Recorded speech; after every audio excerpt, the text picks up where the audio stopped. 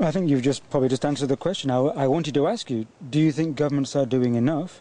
And if not, then do you see a developing role for civil society? My feeling is that we cannot entrust our future to the power base that we have currently created. Obviously, people who are in power have been brought to power by the current system. Now, if the current system is to change, they are facing a very crucial dilemma. They have to change the very system that brought them to power. Very few people are capable of facing that, of really acting like that. The normal, usual response is, try to maintain the system. Restabilize is the famous word these days when you talk to financial crisis or economy or the environment or whatever. You try to maintain, save it. But it means going one step further.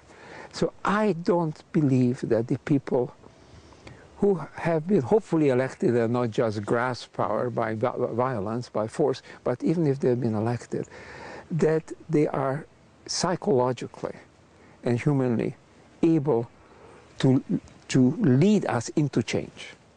They can do something else, however, which is just as good and perhaps even more important, is they could follow the change. They could empower the change that goes.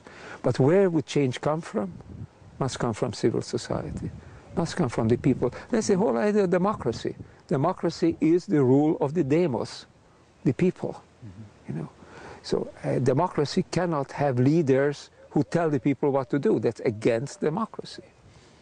Leaders, I think, perhaps could educate the people, help people to learn to find out, help young people find the way forward, and then facilitate their moving in that direction that they have chosen. Because Ervin, you've talked a lot about this window of opportunity. You've called it the chaos point. And this window where change is rapidly occurring. How do you see, or how would you like to see, the world in 20 years' time? Well, hopefully it would be a world that's sustainable, peaceful, and reasonably equitable. I don't believe that we have full equity, that everybody will have exactly the same resources and the same power, because no system works that way. Our own body, or any ecology, any complex system, is made up of different parts. And some have different roles, some have a more for steering role, others have a more executive role, others have more an administrative role. But I'd like to see a world where all people have a say, where all people have a voice, where we can all collaborate together in creating the kind of world that we'd like to live in, that we'd like to live for our children. That means not living in a hierarchy. That means breaking down the barriers that today are blocking people from moving up, from moving further. It's not a world where I command and you obey, or you command and I obey. It's not a hierarchy. It has to be a world, if we can manage to do this, where we together consult each other and then decide to move forward. Or not to move forward, or to move in an different direction. It's possible. A cooperative world, that's absolutely essential. People ask, could you have power? Of course you'll have power. Of course, but it cannot be arbitrary power. It should not be power that some people use to press for their own short-term advantage. Nature doesn't work like that. Nature, in a natural system, the overall system is always on top, always the one that's evolved. There is competition. There's, of course, the food chain where one species has to feed on the other. But the overall system is maintained. You don't wantonly kill in nature.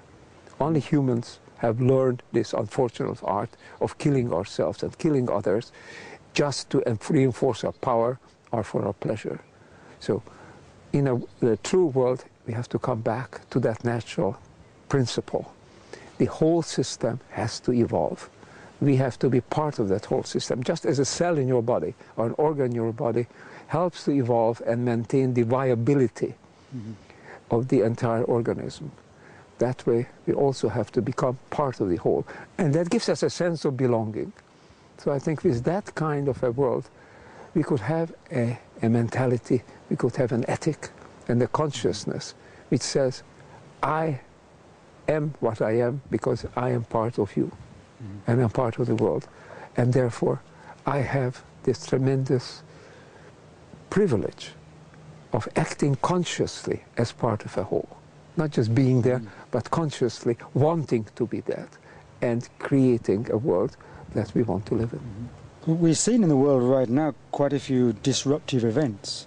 One that comes to mind is the recent situation in Japan. Now, you've recently written that concerning Japan, you said that to stake our future on nuclear power is making a pact with the devil. What do you really mean by this? The first basic idea is the devil is an entity, of whether we imagine it or not, is one that we can make pacts with, but we cannot control. So we can try to create a nuclear reaction process that gives us tremendous energy, a source of energy, but ultimately it's a process that can provide surprises. Total control is impossible. It's like being on a wild bronco, riding a bronco. You constantly have to stay just to be able to steer it so that you can stay on top of it. If anything happens, and in this world many unexpected things can happen, then there can be a serious problem. In a nuclear sense, it's a meltdown, it's a problem of things that happening going totally out of control. And when a reaction like that happens, it's not like other reactions that gives a local problem. It enters into the atmosphere, it enters into water, into land. Everything around becomes radioactive, and that kills. Now the problem with nuclear power is related to what I said before. It's not part of the nature, it's not part of the system. It's part of the cosmos, of course, but it happens in hot stars like the sun. That's where nuclear power is. Nuclear fission is happening all the time. But here on Earth, the biosphere is not running on nuclear power, it's running on solar power. So we inject something into it, which is not only uncontrollable, but it's also dangerous because there's a very simple equation. You keep adding more energy into this whole system, the system is going to heat up. It's like cooking something in your burner in the kitchen. Now, if you use energy that's already in the system, you can make use of it in various ways. It doesn't add energy. That's why if you use any of the flow energies based on solar radiation or wind or tide, it's already there. But if you create an artificial source of energy, you're liberating the energy from the nucleus, you're adding energy to it, and that means adding heat, because energy is equivalent to heat, according to famous laws of thermodynamics. And eventually, you are changing the climate.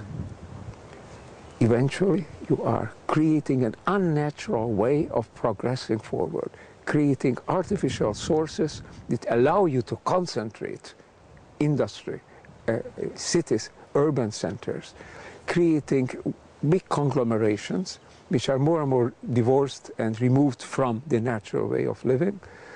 And you are creating a thermal and chemical disequilibrium that will ultimately damage the support system on which life depends. We are built into nature. The last 10,000 years, this climate has been fairly stable. Nature has been fairly stable, all its dynamics, and we are built into that. All 7 billion people alive today are living with the kind of natural balances, natural processes that occur on this planet. We are now changing them. If we continue to change them, then the new balances will be less favorable to human life.